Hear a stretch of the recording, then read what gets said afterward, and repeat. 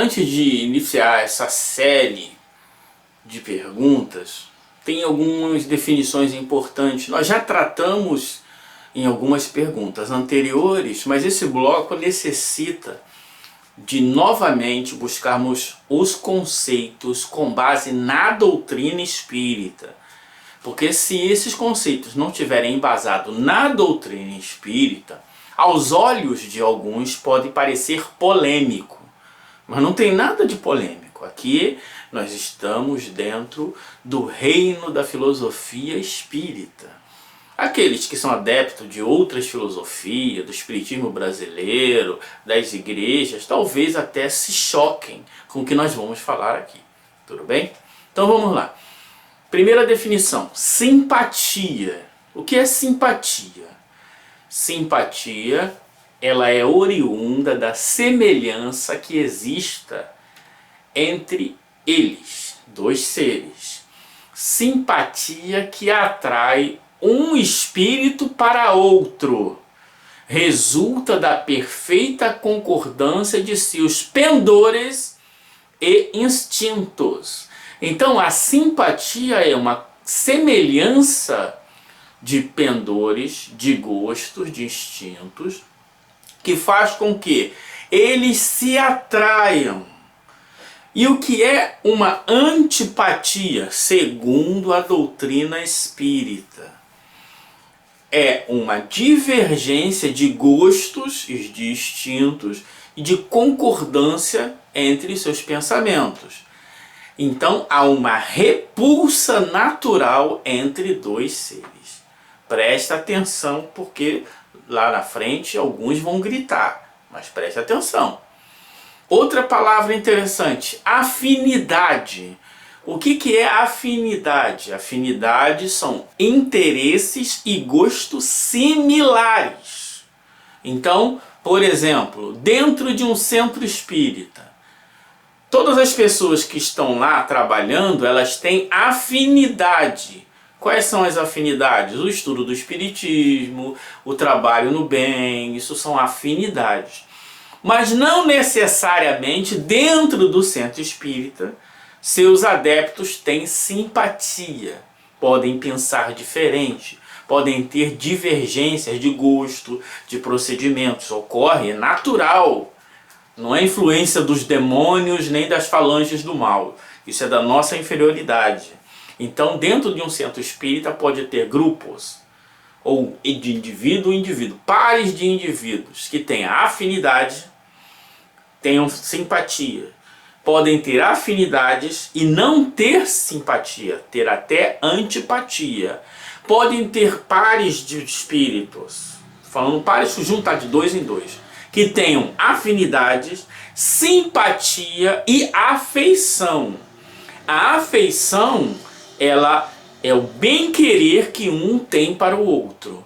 Então, afeição é uma coisa, simpatia é outra coisa e afinidade é outra coisa. Então, vamos lá de novo. Se dois espíritos têm a perfeita concordância nos seus pendores e instintos, eles têm simpatia. Se eles têm divergência em seus pendores e instintos, eles têm antipatia. Se eles trabalham ou buscam um bem comum, eles têm afinidade. Por exemplo, em uma instituição de estudo de medicina, todos que estão ali têm afinidade, mas nem todos têm simpatia, e muito menos afeição. Então essa é uma questão importante. E a palavra sintonia, Kardec não usa a sintonia como o espiritismo brasileiro usa. Sintonia seria nada mais do que a ligação perispiritual para a comunicação, a sintonia. Se a gente pudesse tentar traduzir essa palavra oriunda do espiritismo brasileiro. Muito bem. Então estamos claros aqui nesses conceitos, para não ficar triste lá na frente. Pergunta 386. Podem dois seres que se conheceram e estimaram encontrar-se noutra existência corporal e reconhecer-se? Isto é, eu estou aqui, tenho um amigo Zezinho. Na próxima encarnação, pode eu encontrar e falar, ih, é o Zezinho. Pode isso acontecer? Resposta, reconhecer-se não. Porém, podem sentir-se atraídos um para outro. E frequentemente diversa não é a causa de íntimas ligações fundadas em sincera afeição. Um do outro, dois seres se aproximam devido às circunstâncias aparentemente fortuitas, mas que na realidade resultam da atração dos dois espíritos que se buscam reciprocamente por entre a multidão. Muito interessante, né? Então vamos lá. Reconhecer? Ih, é o Zezinho? Não. Mas ele sente que isto não é uma coisa num estado de vigília, está dentro do ser. Então ele vai buscar sem perceber, ou vai ser atraído para o outro sem perceber, e vão se encontrar. Isso resulta de quê? Da simpatia e da afeição. Principalmente da afeição. Afeição é bem querer. Muito bem. Então eles vão se aproximando ali dentro de uma multidão, não importa, desencarnados ou durante o sono, vão sempre buscar, porque a afeição está dentro da lei de amor, e a lei de amor nos caminha para a felicidade. Muito legal. Pergunta 386A. Não lhes seria mais agradável reconhecerem-se? Não seria melhor ele falar, é o Zezinho mesmo, olha lá? Nem sempre. A recordação das passadas existências teria inconvenientes maiores do que imaginais. Depois de mortos, reconhecerão e saberão que tempo passaram juntos. É aquela questão, cada um está dentro de uma prova que tem certas circunstâncias que o dever impõe, que a caridade impõe.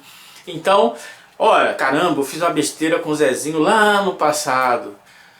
Se eu já sei disso, já não posso fazer mais a caridade, já constitui um dever. Agora, se eu não sei e sinto o desejo de fazer algo por alguém que aparentemente é desconhecido, isso tem um mérito maior.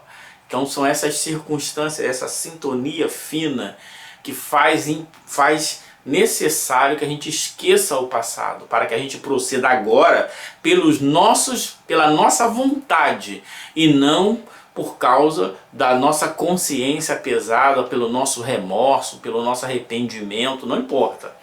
Não, eu escolhi, se eu escolhi de livre e espontânea vontade, a conquista é minha. Se eu escolhi porque fui obrigado, né, como aparece, o Espírito falou, volta e vai lá. Qual é o mérito dele voltar e fazer? Nenhum, zero. Se ele volta por ele mesmo, aí ele tem mérito. Essa é a questão. Claro mesmo, porque o anjo da guarda nunca vai mandar voltar, porque o anjo da guarda é espírito de segunda ordem. Ele não fere a lei de liberdade, nem a lei do anjo da guarda. Só o espírito de terceira ordem ou espíritos familiares podem estar sujeitos a esse tipo de equívoco. Comentando os comentários dos comentadores do além.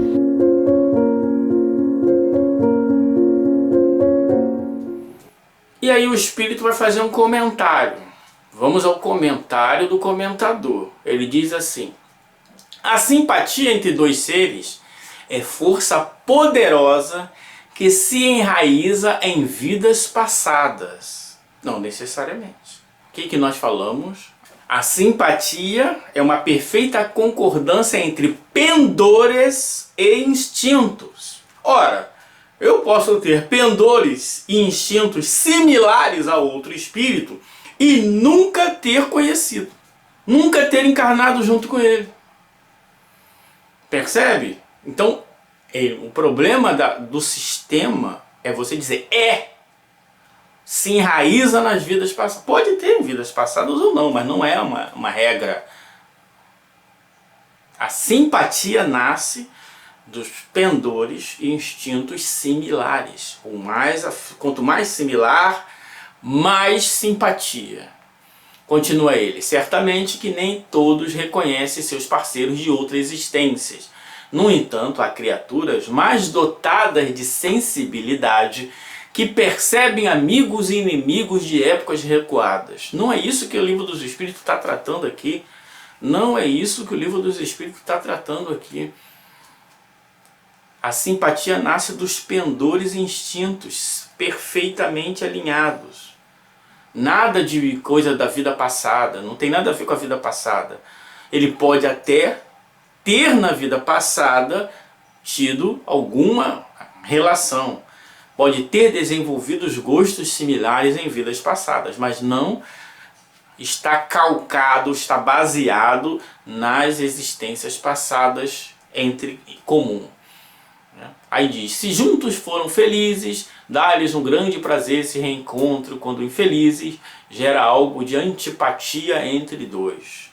Então, outra questão: a antipatia não tem nada a ver se eles foram felizes ou se eles não foram felizes.